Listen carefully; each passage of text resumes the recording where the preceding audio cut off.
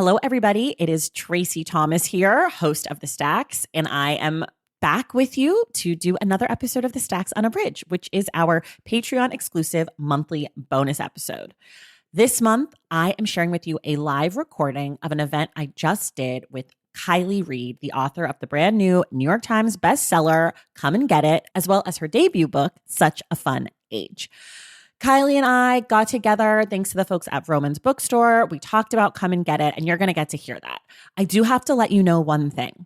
Because this was a live recording, the audience mics did not pick up the audience questions. So in the back half of our conversation, you're going to hear me come in on this mic and kind of paraphrase what the question was so you can hear Kiley's brilliant answers.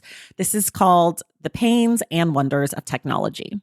Oh, and for those of you who this episode cuts out after about 10 minutes, that means you're not a member of the Stacks Pack yet. You need to go to patreon.com/thestacks and join to hear the full thing. In addition to getting to hear this entire episode, you also get our backlist catalog of bonus episodes. You get to join our monthly virtual book club. You get to be part of our very active Discord community and a lot more. Plus, and this part's really important to me, by joining the Stacks Pack, you help make it possible for me to make the Stacks every single week. So head to patreon.com/thestacks and join. All right, enough of me talking. Let's get into this conversation. I'm going to take you into the All Saints Church in Pasadena, California, where I sat down with Kiley Reid. She kicked off the evening with a reading from the book, and I'm going to drop you in at the very end of that to dive into our conversation. So I hope you enjoy.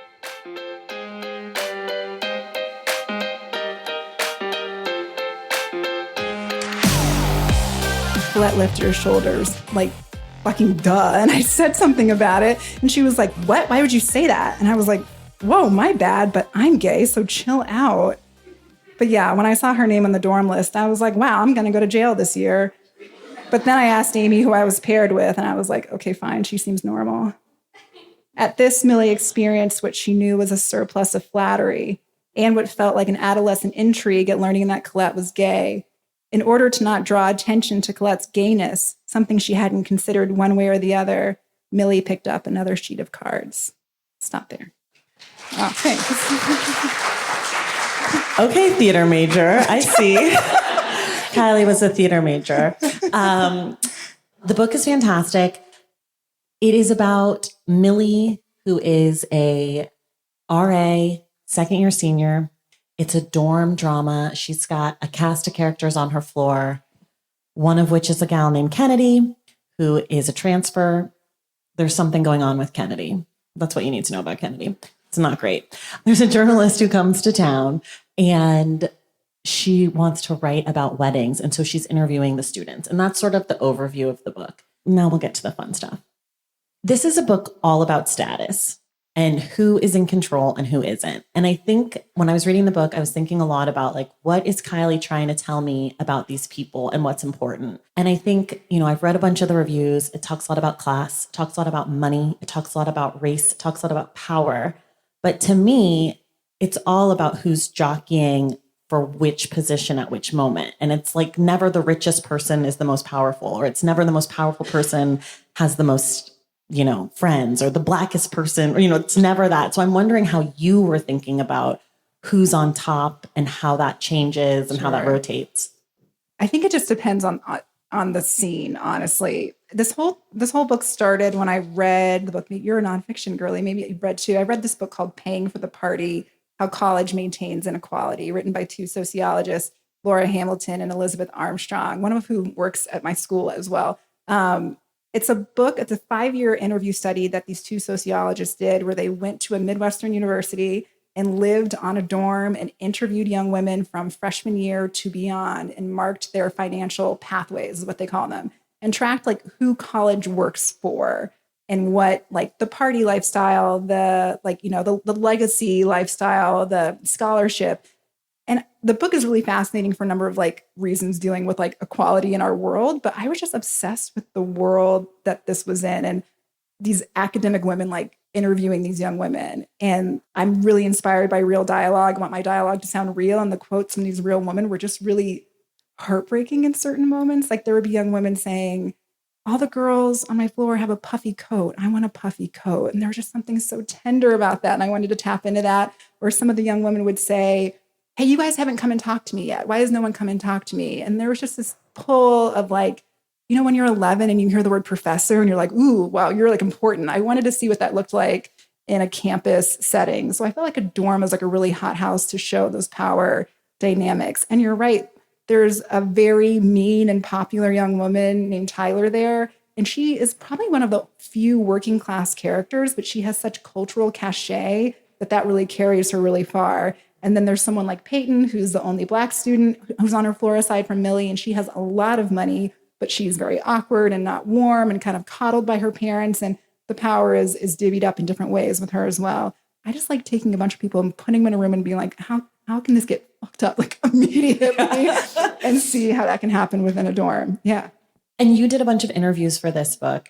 And as a nonfiction lover, I'm curious, did you ever just want to write a nonfiction book? Like, did you ever think this is so juicy as is? Like, can I turn this into something else?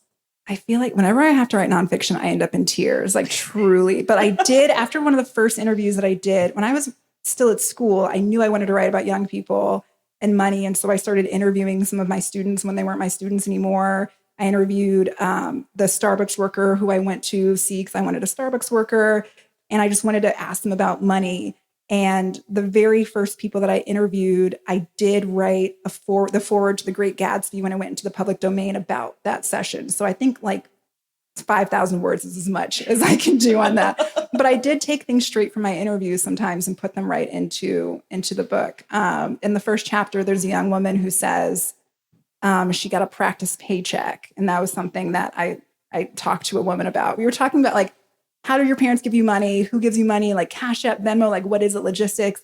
And she was like, oh, my dad's a dentist and I get like a practice paycheck from him, from his dentist's office. And I was like, but you don't work there. And she was like, no. And I was like, but it's real money. She said, yeah. And I said, okay, so you and your brothers get it. And it says your name and it's from the dentist's office. And she was like, yeah.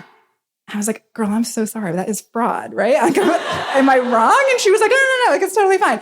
That went straight into the book. So I feel like I take those moments, not nonfiction yet. I don't have that brain yet, but putting in. I'm waiting. Yes. Also, that moment in the book was the exact moment that I was like, oh, I'm going to like this book. Like the practice pay, I was like, okay, I don't know what this is, but like, this is a place that I would like to be for the rest of my life. One of the characters, Agatha, in the book, she does that. She interviews these students she interviews them directly and in other ways.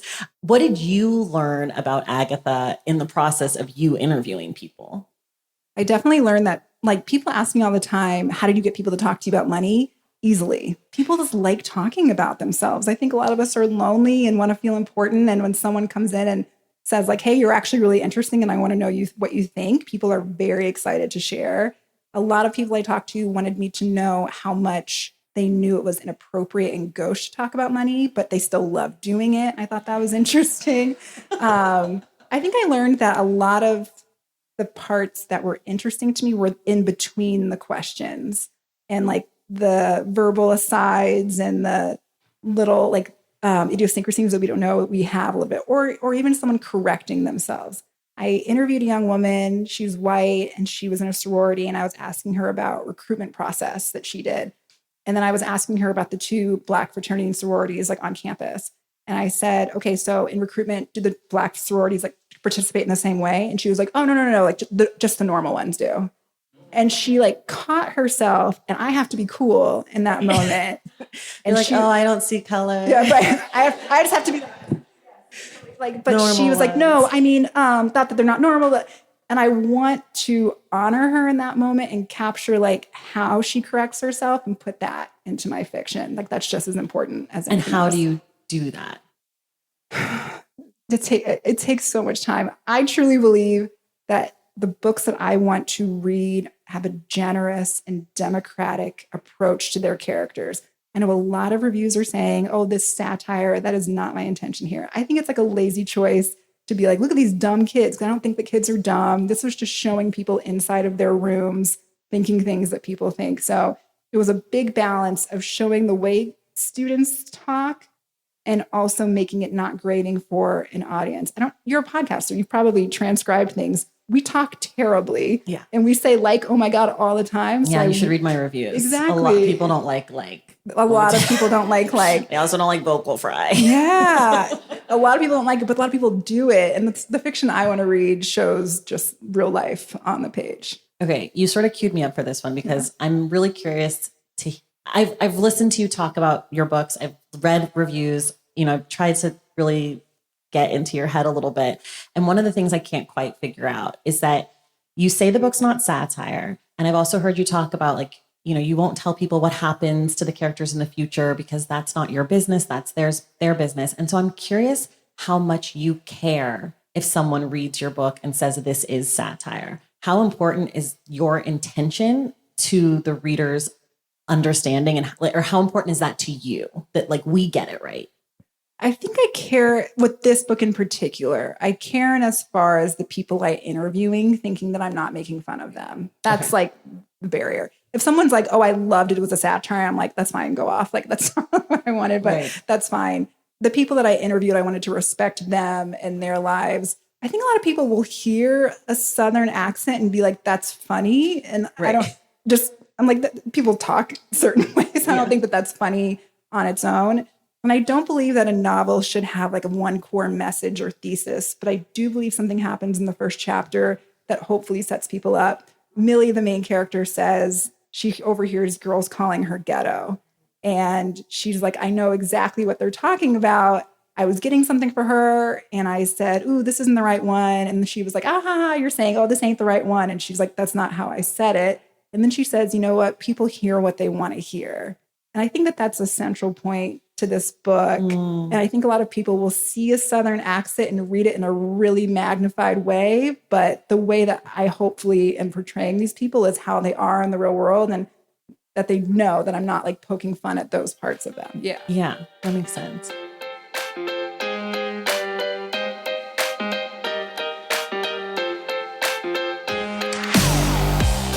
All right. That is the end of this bonus teaser. If you are having a good time, I'm really sorry. Just know if you want to hear the rest of this conversation, you can do that by going to patreon.com/thestacks and joining the Stacks Pack. You'll get a bonus episode just like this one every single month, plus access to our Discord, our virtual book club, a lot more. And you'll get to know that by joining the Stacks Pack, you get to make the Stacks possible every week. So if you love the show, if you want more of it, head to patreon.com/thestacks, finish listening to this episode, enjoy all the bonus content, and we will see you in the Stacks.